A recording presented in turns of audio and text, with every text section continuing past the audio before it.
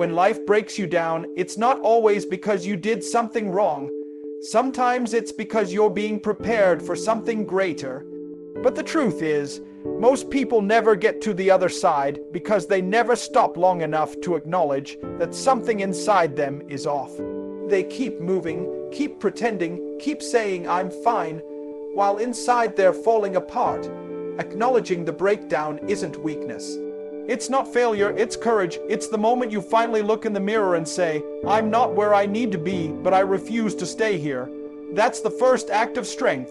See, everybody wants to reset their life, but you can't reset what you won't recognize. You can't fix what you keep faking. If you're constantly running from your pain, you'll never face what's holding you back. Maybe it's disappointment, betrayal, fear, or loss. Maybe life hit you so hard that you started questioning your worth, your purpose, your future. You smiled through the pain, hoping it would fade, but deep down you knew it was eating you alive. Acknowledging that is the beginning of healing. You can't move forward carrying the weight of denial. There comes a time when you've got to sit with your own truth and say, this is where I am. You might not like it. You might not be proud of it, but you've got to face it. Because pretending that everything is okay when it's not will only delay your breakthrough. Growth doesn't happen in comfort zones. It happens when life exposes your weakness and dares you to rise. The reset doesn't begin when things get easy. It begins when you face the hard truth and decide you're not going to let it define you anymore. Acknowledge that maybe you've been tired. Maybe you lost your drive. Maybe you stopped believing that better was possible. That's okay. Don't run from it. Don't numb it. Sit with it. Feel it. Then decide that this moment, this very breakdown, will not be the end of your story. Every champion, every leader, every survivor has had a breaking point. The difference is, they didn't let the breakdown bury them. They used it to build something new. The moment you acknowledge where you are, you give yourself permission to change where you're going. That's the power of awareness. It's not about guilt or shame. It's about honesty. Because when you get real with yourself, that's when transformation starts. The reset button isn't on the outside, it's inside you. It's hidden in your honesty, your humility, your willingness to say, this hurts, but I'm ready to heal. This failed, but I'm ready to rebuild. Life will test you, it will break you, but that breakdown can become your breakthrough if you choose to face it, not fear it. Letting go of the past is one of the hardest things a person will ever do, not because the past has power, but because we keep giving it permission to control us. We replay moments that broke us, mistakes that haunt us, and words that wounded us. We tell ourselves, if I could just go back, I'd do it differently. But the truth is, you can't move forward when you're chained to what's behind you. The past is a place of reference, not residence. You can learn from it, but you can't live there. Every time you let your past dictate your future, you rob yourself of the life waiting on the other side of release. There comes a point when you have to stop reopening old doors, hoping for new beginnings. Some people, some seasons, some situations were only meant to teach you, not travel with you. But we cling to them because they're familiar. We hold on to pain because it's known, and the unknown feels too uncertain. We confuse comfort with healing, but they're not the same. Healing happens when you finally say, I'm done carrying what was never meant for me. You can't grab hold of your next chapter if your hands are still gripping yesterday's hurt. Letting go isn't about forgetting what happened. It's about releasing the control it has over your emotions, your mindset, your peace. You can't keep dragging the weight of old wounds and expect to run toward your purpose with freedom. Some of us are exhausted, not because life is too heavy, but because we're still carrying things that should have been set down long ago. The betrayal, the rejection, the guilt, the missed opportunity, it's already done. You can't rewrite it. You can only rewrite what comes next. That's where your power lies, not in changing the past, but in choosing not to let it define you anymore. Sometimes we hold on to pain because deep down we think it validates our suffering. We think if we let it go, it means what happened didn't matter. But letting go doesn't mean it didn't hurt. It means you refuse to let it hurt forever. It means you choose peace over punishment, growth over grudges, freedom over fear. You stop waiting for apologies that may never come, and you start giving yourself the closure they couldn't provide. You understand that your past may explain you, but it does not define you. The scars you carry are not proof of defeat. They are proof you survived. Letting go is an act of strength, not surrender. It's choosing to stop giving yesterday permission to steal today. It's standing up and saying, that season served its purpose, but it's over now. You can't drive your life forward looking in the rear-view mirror. At some point, you've got to turn the page.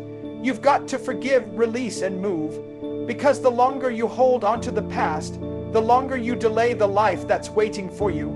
The reset begins the moment you decide to stop reliving the pain and start rebuilding your peace. There comes a time in every person's life when they have to stop pointing fingers and start looking in the mirror. Taking responsibility doesn't mean you're the reason everything went wrong, but it does mean you're willing to be the reason everything gets better. Most people waste years chasing revenge, trying to prove a point, trying to make others feel the pain they caused. But that energy, that focus, that fire, it belongs to your growth, not your grudges. Every minute you spend trying to get even is a minute you could have spent getting ahead. When you carry revenge in your heart, you keep yourself chained to the very pain you're trying to escape. Responsibility is not about blame, it's about power. It's saying, I can't control what they did, but I can control how I respond. That's strength. That's maturity. That's leadership. Anybody can get angry. Anybody can seek payback. But it takes a different kind of discipline to say, I'll let my progress speak for me. When you stop reacting and start responding, you take your power back, because revenge is emotional, responsibility is intentional. Revenge feeds your ego, responsibility feeds your purpose. One keeps you stuck, the other sets you free. When you live with revenge in your heart, you're letting the past dictate your future. You're letting someone else's actions control your emotions. But when you take responsibility, you flip the script. You say, you may have hurt me, but you won't hold me. You decide that the best way to answer pain is not by causing more of it, but by rising above it. Because nothing kills bitterness faster than becoming better. Nothing silences critics louder than consistency. The moment you choose growth over retaliation, you start winning a battle most people never even fight. Taking responsibility means owning your part, your decisions, your reactions, your habits.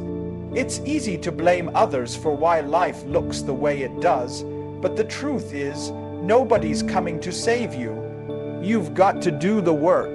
You've got to face your flaws, admit your mistakes, and decide to grow from them. That's what separates those who heal from those who stay hurt. Life will hand you pain, betrayal, and disappointment, but how you handle it will shape your future. You can either keep telling the story of what broke you or start writing the story of how you rebuilt. When you stop chasing revenge and start taking responsibility, your focus shifts from pain to progress. You stop asking, why did this happen to me? And start asking, what can I learn from this? That's when you grow. That's when you rise, because life isn't about getting even, it's about getting better. Every great comeback is born from responsibility, not resentment. You can't rewrite your story by trying to ruin someone else's. You rewrite it by taking full control of your chapter, standing tall in your truth, and saying, I'm not here to get back at anyone, I'm here to get back to myself. Everything in life begins and ends with the way you think. Your mindset is the lens through which you see the world, and that lens determines how you respond to every challenge, every opportunity, every setback. You can't live a new life with the same old thoughts. If you want to reset your life, you've got to shift your mindset. Because the truth is, most people never change their circumstances because they never change their perspective. They pray for new blessings while holding onto old beliefs. They want elevation, but keep thinking on the level they're trying to escape. The greatest transformation doesn't start outside, it starts inside your mind. When you shift your mindset, you stop asking, "Why me?" and start asking, "What now?" You stop seeing obstacles as punishments and start seeing them as preparation. You stop waiting for perfect conditions and start working with what you have. That's when things begin to move, because life responds to your mindset. When you think small, you attract small opportunities. When you think growth, you attract growth.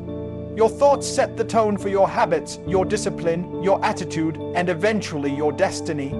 You can't think like a victim and expect to live like a victor. Some people never grow because they're stuck in a mindset that constantly replays their limitations. I'm not good enough. I'm too late. I don't have what it takes. That kind of thinking becomes a prison you build yourself. The bars aren't made of steel. They're made of fear, doubt, and excuses.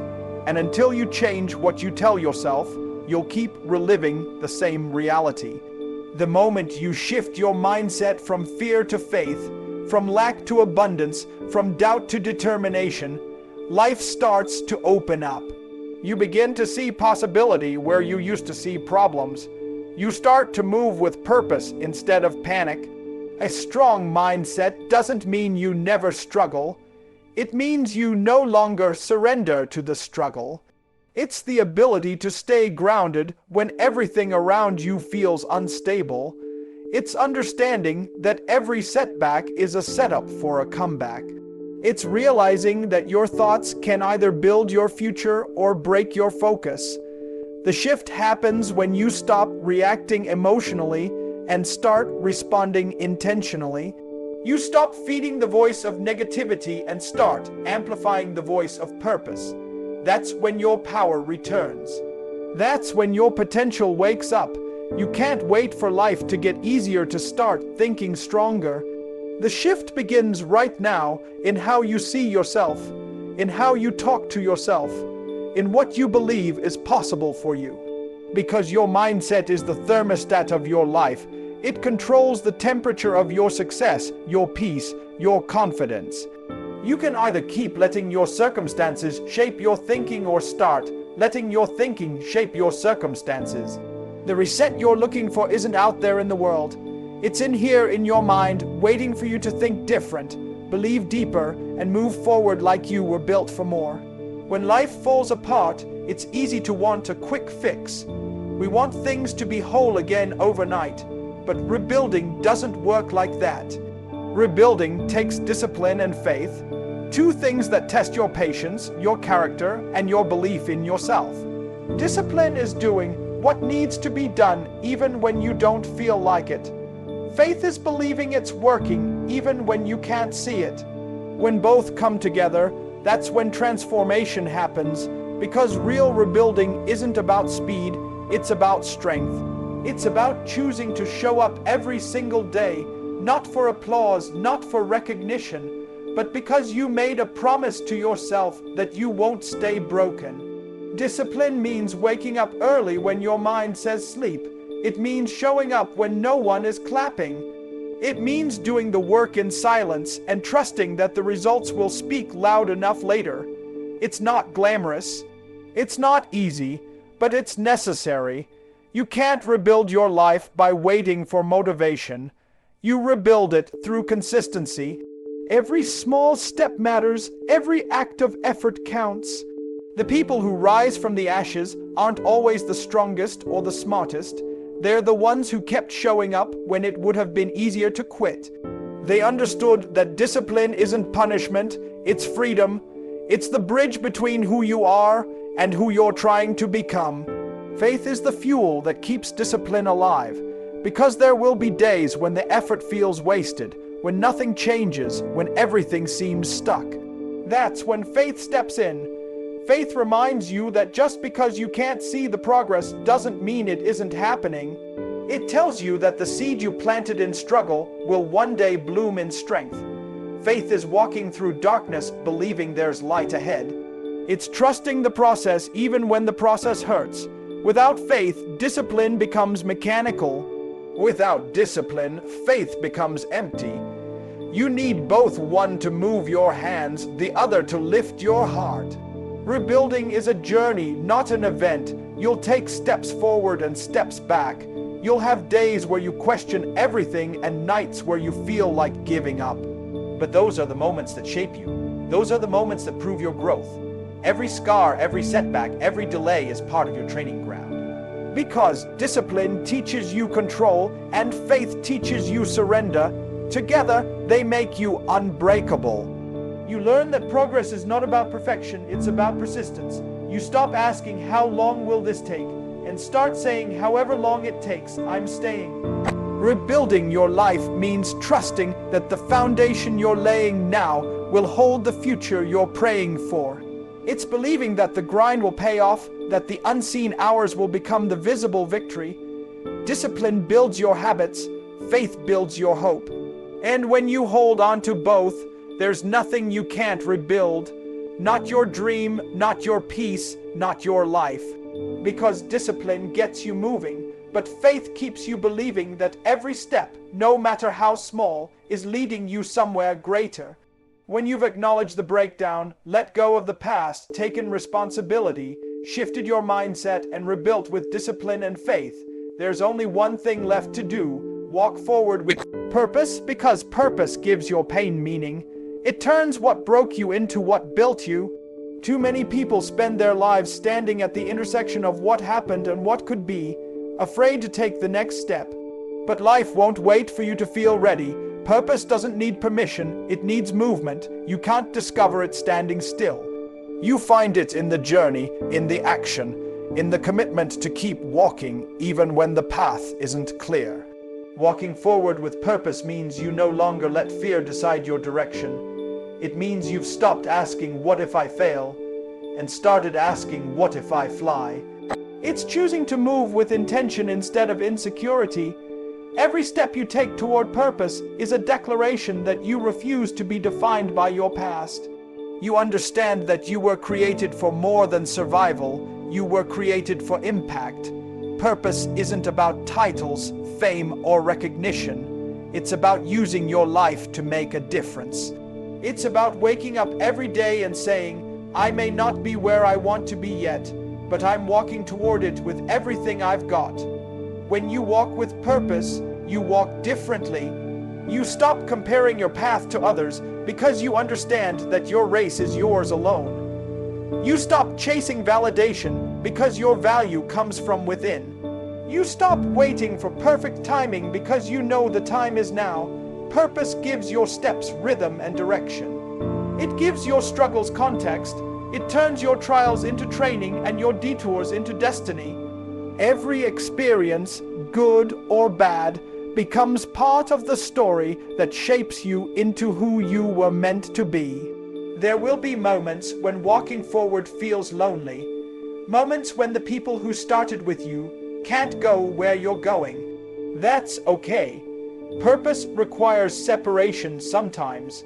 You'll have to leave behind comfort, old habits, and even certain relationships to reach higher ground. But don't confuse isolation with abandonment.